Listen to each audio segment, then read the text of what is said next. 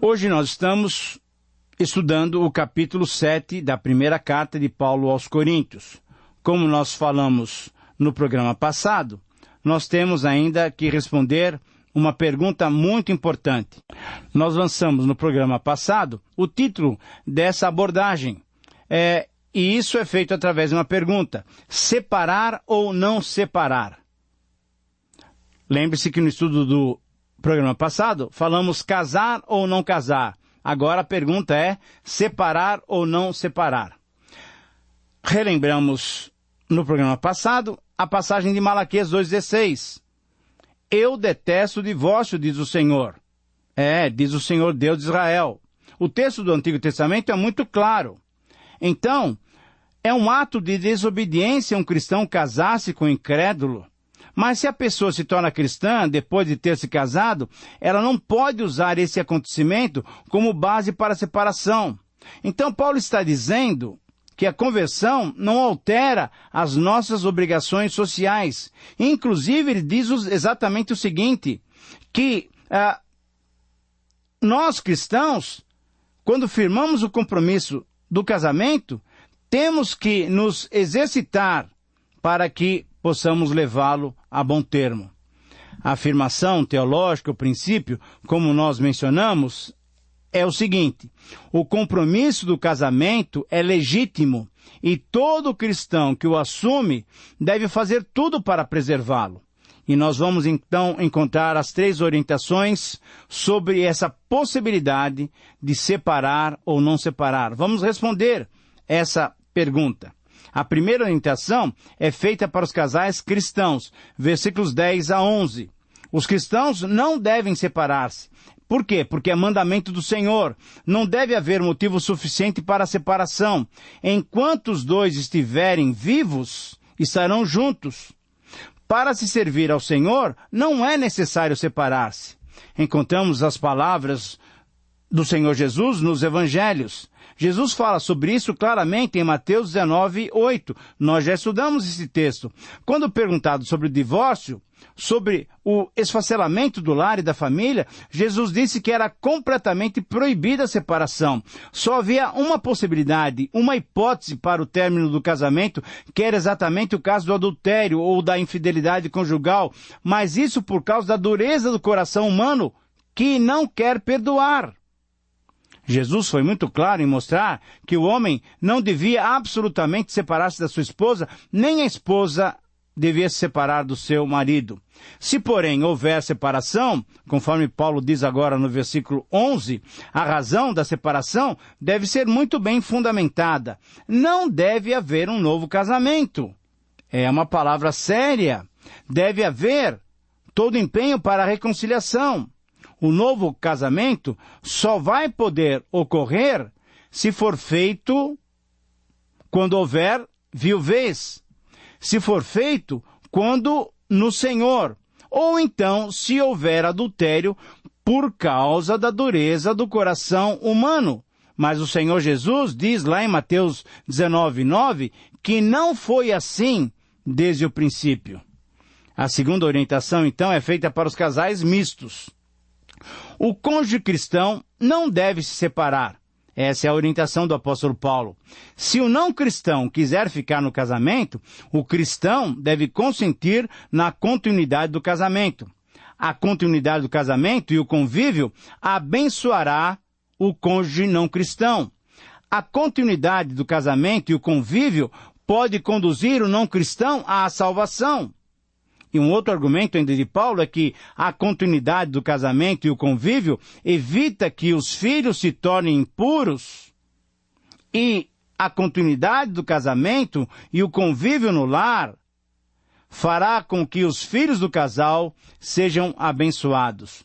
Portanto, o cônjuge não cristão não pode separar-se. Se o não cristão quiser se separar, aí tudo bem. Então ele pode fazê-lo. Se o não cristão quiser se separar, o cristão não fica mais obrigado à lei do casamento. Se o não cristão quiser se separar, o cristão aceita o abandono do lar e fica livre. O cristão que foi abandonado pode aceitar a separação e usufruir da paz de Deus. O cristão que foi abandonado pode aceitar a separação e fica livre. Agora, livre para ficar sozinho e melhor servir o Senhor. Ou livre para assumir um novo compromisso. Mas é bom nós olharmos para o versículo 11. O incrédulo é quem quebra o vínculo do casamento, que Deus pretendeu que durasse toda a vida. Agora, o crente, quando é abandonado, não está mais obrigado àquela união. Por quê? Porque o seu cônjuge incrédulo rompeu com Deus em vez de romper, na verdade, com o seu cônjuge. Porque o casamento é celebrado sempre diante de Deus. Nesse versículo, no versículo 11, Paulo nem proíbe, nem recomenda um novo casamento para o cônjuge abandonado. Ele, na verdade, deixa essa questão em aberto. Na verdade, Paulo está mais preocupado com o que o cristão viva em paz. Na paz que só o Senhor Jesus concede. Portanto, ele vai desafiar esse cristão a procurar, com todos os esforços, manter o casamento, pois assim o seu cônjuge incrédulo poderia até chegar à salvação. Mas a ressalva é feita claramente. Se o descrente quiser apartar-se, que se aparte. Ora, no versículo 16, Paulo ainda argumenta: não conhecendo o futuro, isso é, uma possível salvação do não cristão, o cônjuge cristão deve estar disposto a ser um canal para a salvação do seu cônjuge não cristão. A terceira orientação é feita, em geral, para todos os casais. Nos versículos 17 a 24, nós temos essa orientação. Cada um viva conforme Deus lhe concedeu, isso é, conforme o dom que Deus lhe deu. Conforme o versículo 17, cada um permaneça como Deus o chamou. Se você foi chamado tendo obedecido à lei, não desfaça o que ocorreu no passado. Paulo agora amplia essa questão e utiliza vários outros exemplos para mostrar esse princípio que cada um de nós deve viver conforme foi chamado por Deus. Paulo então está dizendo o seguinte: se você foi chamado tendo obedecido à lei, não desfaça o que ocorreu no passado. Se você foi chamado não tendo lei, não se preocupe em obedecer e servir à lei. Se você foi chamado escravo, não se preocupe, mas se você puder mudar de situação, faça-o. Se você foi chamado livre, lembre-se que para o Senhor você é um escravo. Na verdade, todos devem celebrar que nós fomos comprados pelo Senhor por um preço incalculável. Nós todos somos servos de Jesus e não dos homens. Na verdade, o que Paulo está dizendo, e ele finaliza, podemos finalizar, com o capítulo 7, versículo 15, que Deus nos tem chamado à paz. Deus nos tem chamado à paz. E então, nesse sentido, vale a pena lutar por aquilo que nós já temos conquistado, mas você tem liberdade.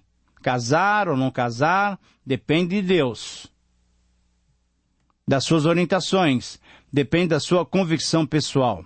Separar ou não separar, nós temos princípios, regras muito bem estabelecidas.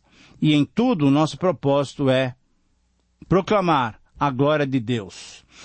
Ainda no capítulo 7, tratando sobre esse tema de casamento, nós fazemos uma outra pergunta, que é o título dessa nova reflexão. A quem dedicar o primeiro lugar? Eu repito, a quem dedicar o primeiro lugar? A base textual é Primeira Carta de Paulo aos Coríntios, capítulo 7, versículos 25 a 40. Ora, segundo o plano original de Deus, o casamento não pode ser desfeito. A realidade cristã aponta para o fato de que quem se casou não pode mais separar-se. Não era uma ordem de Paulo, essa era uma ordem de Jesus. Então, Paulo vai complementar com outras opiniões sobre outros detalhes. A questão é que nos dias de hoje, também tem sido o casamento considerado, sabe como? Como um laboratório de experiências. O casal permanece junto enquanto tudo estiver bem. Mas quando surgem os primeiros problemas, por menores que eles sejam, então as coisas se tornam difíceis. E quando surgem os outros? Aí então a situação fica insuportável e o relacionamento termina. A separação, hoje, parece ser o elemento mais firme do casamento. E esse foi um dos assuntos polêmicos que Paulo tratou com a comunidade cristã de Corinto.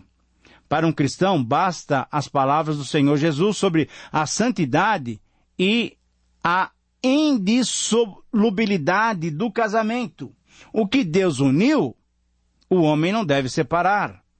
Mas diante dessa afirmação de que o casamento cristão não pode derivar para a separação, a atenção do casal cristão é saber a quem dedicar o primeiro lugar. Naquele contexto, definir a quem dedicar o primeiro lugar era de suma importância, e Paulo então faz um apanhado bem mais abrangente do que apenas a relação matrimonial. Ele usa alguns exemplos, como nós já mencionamos, para afirmar o conceito.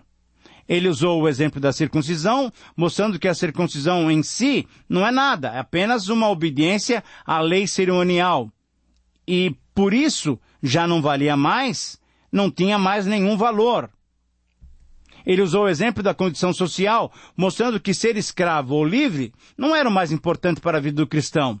Todos temos que reconhecer, entretanto, que na sociedade do Império Romano naqueles dias, haviam 3 categorias de pessoas. Haviam os escravos, os libertos e os livres. A mudança de posição social e a subida na escala social era sempre um alvo importante naqueles dias, e ainda é hoje. O escravo era alguém sem qualquer vontade ou desejo. A sua obrigação era só obedecer às ordens dos seus senhores. Homem ou mulher libertos eram pessoas que tinham sido escravos e que tinham sido libertadas pelos seus senhores, ou até tinham conseguido dinheiro para comprar a sua própria liberdade. E os livres eram pessoas que já tinham nascido nessa condição e usufruíam dos benefícios e do respeito dos demais por essa posição tão especial. Por isso a mudança de condição era almejada, era enfatizada, inclusive em Corinto. Paulo então mostrou que para o cristão essa mudança não era o mais importante, porém ele não negou a possibilidade de se aproveitar as oportunidades para mudarmos a nossa posição. Ele mostrou que qualquer que fosse a nossa condição social, todos nós cristãos somos servos de Jesus Cristo. Ele usou o exemplo da relação escravo-senhor para mostrar que o mais importante era deixar Jesus em primeiro lugar. Ele usou a relação escravo-senhor para mostrar a quem devemos dedicar o primeiro lugar. Paulo não foi contrário à melhoria das nossas condições sociais. Não, ele as apoiou. Se houvesse possibilidade de mudança, podemos mudar. Mas o que Paulo recomendou com as palavras do versículo 24, cada um permaneça diante de Deus naquilo que foi chamado, é que o cristão, em qualquer condição que esteja, solteiro, noivo, casado, viúvo, obediente à lei, não obediente à lei, escravo, livre, tenha como principal objetivo, o cristão deve ter como seu objetivo principal, o seu alvo principal, servir o Senhor, pois por preço altíssimo nós fomos comprados. É o argumento dele no versículo 23. O objetivo do cristão, então, deve ser servir a Cristo, testemunhando ao mundo a salvação e a transformação que só o Senhor Jesus produz em nossas vidas. Nesse texto, então, nós temos orientações claras sobre como colocar o Senhor em primeiro lugar. Todo cristão deve decidir a quem dedicar o primeiro lugar, uma vez que definiu qual seja o seu estado de vida. Eu vou repetir, esse é o princípio que temos nesses versículos 25 a 40. Todo cristão deve decidir a quem dedicar o primeiro lugar, uma vez que definiu qual o seu estado de vida. Nós vamos encontrar aqui 7 orientações que nos ajudam a decidir a quem dedicar o primeiro lugar. Primeiramente, manter-se como foi chamado, versículo 17. Essa é a primeira orientação. A segunda orientação é relativa aos noivos cristãos. A terceira orientação é muito objetiva, refere-se aos viúvos cristãos. A quarta orientação demonstra as motivações dessa instrução. A quinta orientação demonstra as razões dessa instrução. A sexta orientação refere-se aos cônjuges que devem agradar-se mutuamente. E a sétima orientação mostra como os pais devem tratar as suas filhas. Vamos então olhar rapidamente para cada uma dessas orientações tão importantes que o apóstolo Paulo nos dá nesse capítulo. Muito bem, a primeira orientação refere-se então a manter-se como foi chamado. O cristão é orientado a manter a sua condição civil. Fique como estás. Cada um tem recebido do Senhor uma capacitação, um dom específico para desenvolver a sua vida civil. Seja você solteiro, noivo, casado, viúva, pai de uma filha virgem, escravo, livre, enfim. Você deve se preocupar, em primeiro lugar, em servir o Senhor. Essa era a maneira de Paulo orientar as demais igrejas cristãs. Na verdade, essa era a ordem de Paulo para os cristãos do primeiro século. Em relação aos solteiros, se não tiver o dom de celibato, então se case. Em relação aos viúvos, se não se dominarem, que se casem. Em relação aos casados, mantenham-se casados, apenas mudando de condição se o cônjuge não cristão quiser apartar-se. A segunda orientação refere-se aos noivos cristãos, versículos 25 a 28. E essa orientação também está baseada nos versos 36 a 38, que podem se referir ao relacionamento noivo e noiva, e não ao relacionamento pai e filha. Alguns autores entendem que a melhor tradução é noivo e noiva, e não pai e filha. Por quê? Porque temos uma dificuldade na tradução de um verbo, gamizen, um verbo grego, que pode ser entendido como casar-se ou dar em casamento. Sendo noivos, que não se casem, se puderem se manter firme no propósito de não se casarem, isso é, se tiverem recebido de Deus essa convicção, o dom para o celibato. Se com essa decisão não estiverem agindo mal com o seu pretendido. Se puderem se controlar sexualmente, tendo então o dom do celibato. Mas, mesmo noivos, são orientados a se casarem se tiverem um grande amor. Se sentirem que com essa decisão estão sendo leais com aquele com quem eles tenham se comprometido. Ou se a noiva estiver com idade avançada. Isso ela tenha ficado esperando durante algum tempo. Então, a recomendação de Paulo é que se casem. Não é errado. Não é pecaminoso. Podemos dedicar o primeiro lugar ao Senhor sendo casados também. Por isso, a terceira orientação refere-se aos viúvos cristãos. E sempre Paulo começa dizendo o seguinte, que não se casem, versículos 7. Se tiverem dom para isso, versículos 8 e 9, que fiquem sozinhos. Por quê? Porque a finalidade é dedicarem ao Senhor. Mas, por outro lado, Paulo também diz que os viúvos cristãos podem se casar porque o cônjuge morreu. Então eles estão livres para assumir um novo casamento. Agora, esse casamento só poderá ser feito no Senhor, versículo 39, isso é, com alguém que é cristão. Por exemplo, outras orientações sobre os viúvos e viúvas, nós encontramos na segunda carta de Paulo a Timóteo, no capítulo 5. Ora, o que Paulo está pretendendo é que os viúvos também, casados novamente ou não, ou sozinhos, se dediquem ao Senhor. A quarta orientação agora demonstra as motivações dessa instrução de Paulo. Paulo queria, na verdade, poupar os coríntios e nos poupar de outras preocupações. Paulo queria que nós percebêssemos que o mundo passa com as suas preocupações. Paulo queria que nós ficássemos livres de preocupações.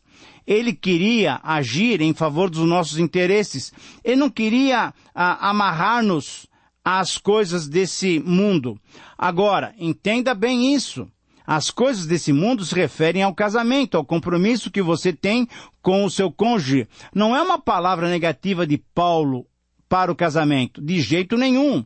Mas são coisas dessa vida. E os casados têm prioridade a cuidar da sua família para depois se dedicarem aos trabalhos do Senhor. Entretanto, deixar Cristo em primeiro lugar, essa é a obrigação de todo cristão, casado ou não casado. Paulo também demonstra, em quinto lugar, uma quinta orientação, ele demonstra as razões dessa instrução. As razões, nós já mencionamos no programa passado, são as situações angustiosas, são as angústias dos sofrimentos que essa vida pode nos causar. O tempo se abrevia, as preocupações de um casado são diferentes das preocupações de uma pessoa solteira. E, na verdade, Paulo, conforme o versículo 35, está querendo que cada um de nós perceba que sozinho, com mais facilidade, poderemos nos consagrar ao serviço do Senhor. Veja bem, ao serviço, não ao Senhor. Ao Senhor, essa deve ser a nossa primeiríssima opção de vida. A sexta orientação, então, refere-se aos cônjuges que devem se agradar mutuamente. Versículos 32 a 35 são muito claros esses versos. Você que está casado, você que é casada, deve se dedicar ao seu marido ou à sua esposa. A prioridade dos casados é o cônjuge. Depois, a prioridade é a família com os filhos. E depois, sim, o serviço do Senhor. Mas antes de qualquer lugar, é a nossa relação com o nosso Senhor. E a sétima e final orientação refere-se aos pais que vão tratar com suas filhas que ainda são virgens. Versículos 36 a 38. Esses versos, como nós já mencionamos, podem ser traduzidos focando-se a relação pai e filha ou noivo e noiva. Aqui vamos tratar sobre pai e filha. E o princípio ainda é o mesmo. Se casarem, não comete pecado. Se não casarem, faz melhor, porque então essa filha poderá servir melhor ao Senhor. Na verdade, o que Paulo está dizendo é que o primeiro lugar de nossas vidas deve ser dedicado ao Senhor. Seja qual for o nosso estado civil, em primeiro lugar, antes de qualquer coisa, a minha relação com o Senhor Jesus. O primeiro lugar é do Senhor Jesus Cristo. Querido amigo, muito obrigado pela sua atenção. Que Deus o abençoe, que Deus te faça colocar o Senhor Jesus sempre em primeiro lugar. Um grande abraço e até o próximo programa.